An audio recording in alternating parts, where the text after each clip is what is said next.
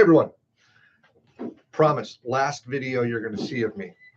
I'm making this video because I enjoy reading your predictions at the end of the class. I like to see where you all agree, what you disagree on, the positives, the negatives.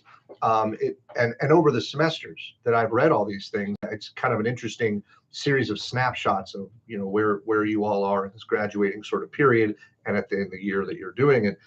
So thank you for doing that. It's really kind of interesting and fun to read those. I am making this because I'm going to give you some predictions as well, some of which will align with yours and some of which will divert in different directions. We'll go on the general concept of diversity, fairness, inclusion, justice, maybe DEI, technology, and then international. And I'll try not to jump back and forth. So as a concept, DEI is interesting, and I think it's going to, officially, it's being pushed down. But ideologically and culturally, there are still academic and other institutions that like the idea of it. On the surface, most people agree with DEI because of the banal explanation of we're a diverse society, and that's good, and we should be inclusive because that's fair. And equity, I don't agree with as a concept generally, but the first two are fine. DEI in practice is different, though. It's actually specifically exclusionary to right-leaning political perspectives, and that is a problem, right? Because if you have DEI in a bunch of different institutions, academic, for example, then you are excluding a substantial perspective, a substantially held perspective in society, and that's just not going to work. So if we can get to a place where, right, we actually respect diversity of not only identity, but of opinion and perspective, and we're inclusive of those perspectives so we can reach that good society that Etzioni talks about, I'm all in favor. Because I'm not suggesting that all right-leaning or any particular right-leaning perspectives are good or better. But they're certainly valid, just like the ones on the left are, and they all need to be brought into the discussion, right, for us to have a functional society. If you reject half of society's perspectives, it's going to end in actually probably violent conflict, to be honest. So DEI as it's practiced, bad. D and I, in theory, great, and we should aim towards those goals of being inclusive of the diverse society that we have. Equity, I think, is a bad idea, and I think we should focus on or use equity as a guiding principle minimally. One example that I can think of. We should take an equity approach, which means outcome-based, when it comes to people's rights. You and I and everyone watching and everyone not watching have basic rights: life, liberty, the pursuit of happiness, the First Amendment, free speech, freedom of association, freedom of religion, and protection from the government, from the judicial system, and from the police in various ways. Regardless of whether you've been naughty or nice, good or bad, old or young, white or black, male or female, it doesn't matter. You get your rights and your civil liberty protections. If you've committed crimes, if you've broken the law and been in jail, even bad ones, bad crimes, you still deserve your rights. So that's the equity approach that I would take. But I don't think in any other scenario is that appropriate. To that end, right, we could look at Sawhill and Matthews. Sawhill doesn't like the meritocracy because people are different. Yeah, I know. Or sorry, Matthews. Sawhill, on the other hand, likes the meritocracy and wants to protect it because celebrating people for being good at stuff is good. But we need to create a system where kids aren't prevented from participating in the system to try to be good.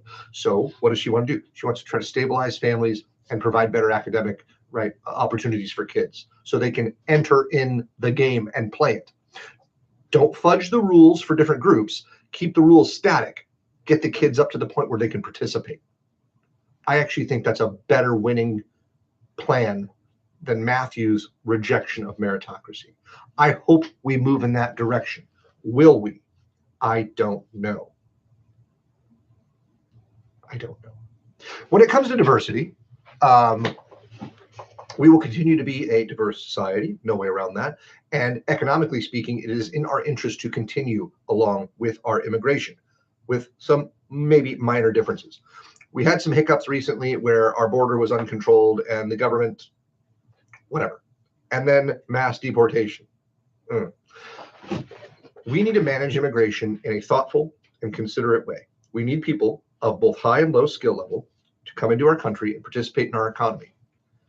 And we should be thoughtful about how to help them integrate.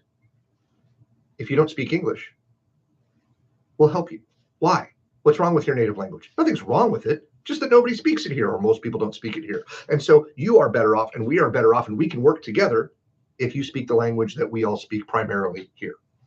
And so I think that what's my point? My point is that governments that import workers that have large-scale immigration should take thoughtful steps to help people integrate, as per Haidt's article. High skilled and low skilled. Do we owe the rest of the world immigration? No, I think that's a silly argument. Just because we bring in a lot of people, and maybe my families, both sides of my family, were brought in here through immigration, doesn't mean that we owe everybody else in the world the right to come here. No one has the right to come here. We bring people in because it's a good idea, because we benefit from it, and they will benefit from it too, with whatever limitations we think are appropriate. They should be humane and reasonable and thought out and considerate and all that. We'll continue to be diverse. We should be inclusive of the diverse people in our society, because as a democratic republic, with egalitarian principles of social and political equality, yeah, we need people to, right? No taxation without representation, right? That's it, done. So we'll move in that direction, and I hope that we can manage it well, and create something of a unified American identity, such that we don't have these disparate, disagreeing cultural entities butting heads. Because right now, it's not actually based on a particular ethnicity that America butts heads, but we do have a pretty strong left-right division where there are some important issues in which Americans fundamentally disagree. And I don't know how those get sorted out, but that can't last. I hope we find a way to sort that out. Anyway, when it comes to technology is scary. Cell phones and social media, bad for kids. Keep them away. End of story. Kids should not have fully functioning smartphones rather, with social media until they're in late high school. The research is pretty consistent that young kids with smartphones and social media access have exceptionally high rates of loneliness, depression, anxiety, and suicide attempt, or whatever. Bad for kids. Adults, we're free to make bad decisions for ourselves. AI is scary. It's going to make people dumber and lazier, and it's going to create scenarios where we just absolutely don't know what's real. That's not good. It's going to take people's jobs. That's not going to be good. And the people that are creating it and pushing it don't care. Artificial general intelligence, which is like that fully functional, fully autonomous, intelligent, like AI, like the real science fiction AI that people think of. There's a book called "If Anyone Builds It, We All Die." I'll leave it there. Go watch the movie Terminator and figure it out. I don't like these things. I think they're harmful for us. I think they are taking us too far away from what it is to be human. And some of you have some hopeful and optimistic perspectives about some future where humans, there are bridges gapped and there's some greater connectivity, and I hope that's the outcome and not my pessimistic approach. When it comes to the international world, Russia's going to win an ugly victory in Ukraine. God, I hope Europe doesn't get involved in a war that's going to end badly.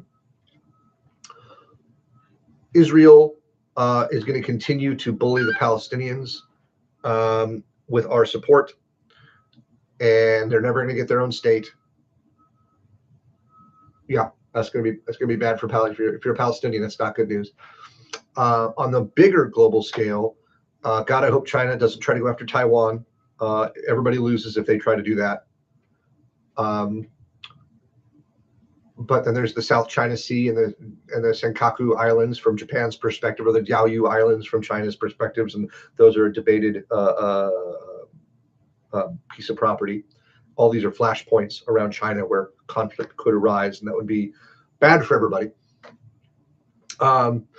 Also, and this is really interesting, on the big whole scale stage, population collapse.